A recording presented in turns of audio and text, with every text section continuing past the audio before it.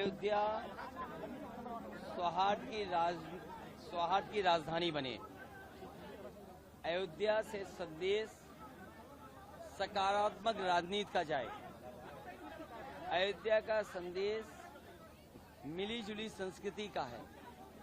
एक दूसरे के प्रति प्रेम बढ़े और ऐसा वातावरण बने जिसमें कहीं भय की जगह न हो। लेकिन भारतीय जनता पार्टी ने लगातार नकारात्मक राजनीति से भय का माहौल, डराने का माहौल पैदा किया। मुझे उम्मीद है अयोध्या के वासी इस बार अपने सबसे पुराने नेता आदरणीय अवधेश प्रसाद जी को चुन करके अयोध्या के विकास को और ऊंचाई तक ले जाने का काम करेंगे। दूसरा है कि 4 चरण बीत चुके हैं, 5वां चरण आ गया है, कहाँ देखते हैं आप अपने आप को? देखिए, जो भाजपा ने झूठ बोल करके जिस ऊंचाई तक पहुंचे थे, अब वो ढलान पे आ गए हैं और नीचे जा रहे हैं। उनका काउंटडाउन शुरू हो गया है।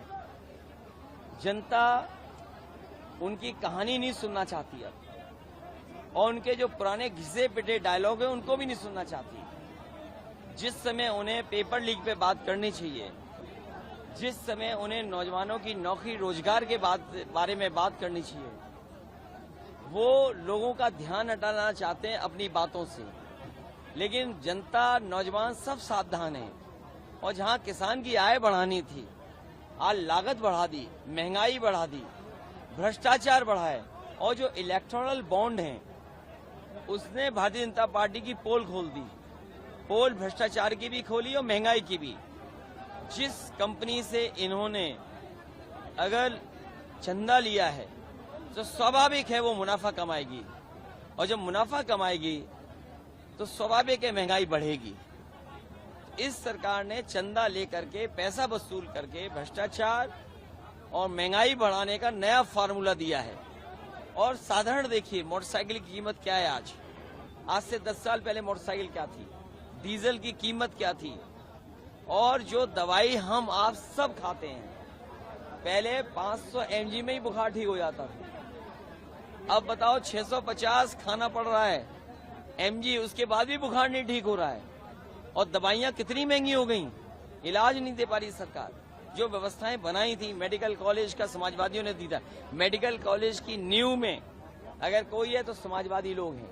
समाजवादी लोग जो है, जिनसे बहुत सारे लोगों से मेरी बात हुई है, सबके अंदर एक उत्कंठा है कि क्या इस बार अखिलेश यादव भी पीएम की रेस में है?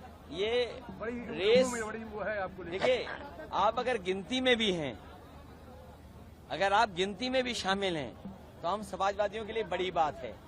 और रेस में कौन होगा, ये चुनाव के बाद स्ट्रेटेजी का खुलासा होगा। अच्छा, एक आखिरी सवाल है, वो हालांकि इलेक्शन से आपसे जुड़ा नहीं, लेकिन केजरीवाल के घर में मालीवाल का एक बड़ा विवाद आया, जो राज्यसभा है सदस्य भी है बाकायदा, इसके पहले महिला आयोग की अध्यक्ष थी। बताया जाए कि मुख्यमंत्री के आवास में इस तरह की चीजें हुई, तो क्या ये क्या घटना हुई है उसकी मुझे सच्चाई में जानकारी नहीं है, क्योंकि आज हमारी और कांग्रेस पार्टी के राष्ट्रीय अध्यक्ष मल्लिकार्जुन खड़गे साहब की प्रेस थी।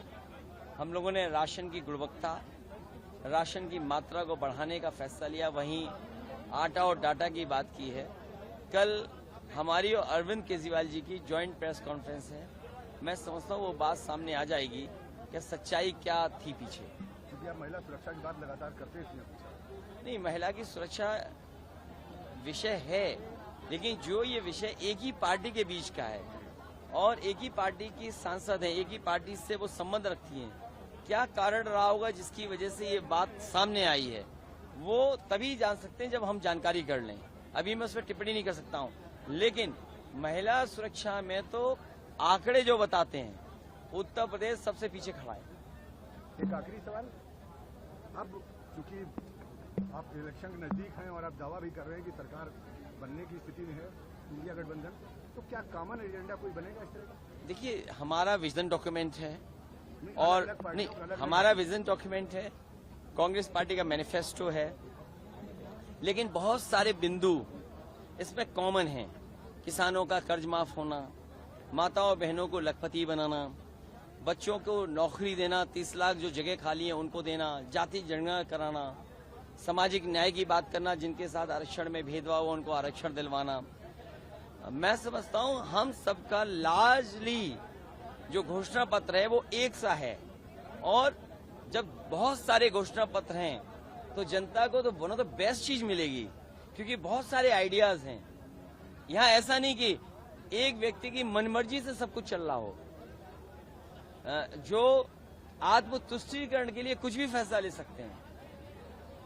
इसलिए जनता को सबसे बेस्ट जो चीज होगी, बेस्ट ऑफ बेस्ट मिलने जा रहा है, उसके लिए जनता मतदान कर रही है।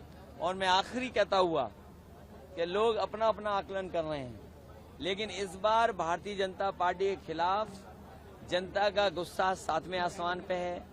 140 करोड़ की जनता इन्हें 140 सीट के लिए भी तरसा देगी। Thank you.